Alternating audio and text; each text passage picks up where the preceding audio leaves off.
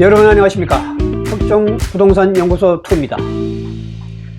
오늘 내용은 시가 11억 원에서 15억 원 사이 서울 아파트를 보유하고 계신 분은 반드시 시청해야 한다는 점 먼저 말씀드립니다.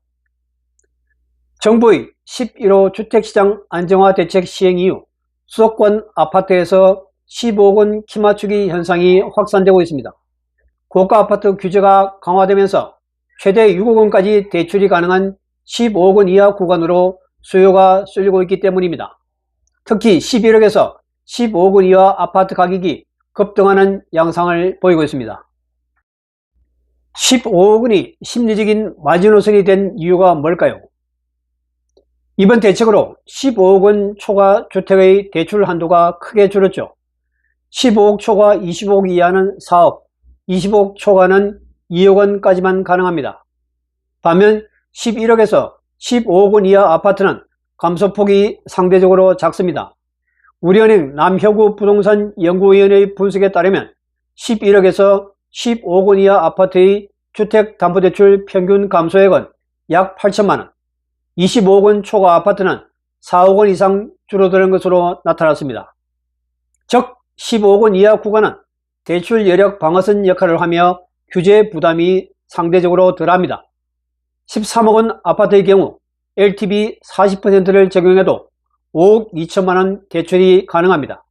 하지만 15억 원을 넘는 순간부터는 2억 원씩 급격히 대출 한도가 줄어드는 구조입니다. 실제로 서울 곳곳에서는 매매가를 15억 원 이하로 맞춘 거래가 속속 등장하고 있습니다. 광진구 자양동 자양현대육차 59제곱미터는 직전 최고가인 11억 7천만 원보다 2억 3천만 원 오른 14억 원에 거래됐습니다. 영등포구 당산 현대 3차 73제곱미터는 한 달 새 1억 6천만 원이 올라 13억 9천5백만 원에 팔렸습니다. 시장에서는 15억을 넘기면 대출이 막히니 매도자와 매수자 모두 심리적으로 가격을 15억 아래로 조정하는 현상이 나타난다는 분석이 나옵니다. 전문가들은 이번 흐름이 2019년 문재인 정부의 12.16 대책 당시 상황과 유사하다고 지적합니다. 당시에도 15억 초과 주택담보대출 전면 금지와 9억 기준 LTV 차동 적용으로 인해 비강남권 중저가 아파트로 매수세가 이동하며 9억 키맞추기 현상이 번졌습니다. 이번에는 그 기준이 15억으로 상향된 셈이죠. 결국 시장은 대출이 가능한 범위 내에서 가격대를 재조정하고 있으며 이는 규제 구조가 바뀌더라도 반복되는 정책형 쏠림으로 볼 수 있습니다. 반면 10억 원 이하 아파트는 대출 감소폭이 큽니다. 예를 들어 8억 아파트는 LTV 70%에서 40%로 낮아지며 대출 가능 금액이 5억 6천만 원에서 3억 2천만 원으로 2억 3천만 원이나 감소했죠. 이에 따라 현금 여력이 부족한 실수요자들은 비규제 지역이나 경기 외곽, 인천 등 수도권 주변부로 이동할 가능성이 커졌습니다. KB부동산 통계 기준으로 보면 서울 평균 매매가는 14억 6천만 원, 강북 14개구 평균은 10억 4천만 원, 수도권 평균은 8억 1천만 원입니다. 즉 서울은 이미 대출 가능한 수준을 넘어선 곳이 많고 대출 가능한 곳으로 이동이 시장의 자연스러운 반응이 되고 있습니다.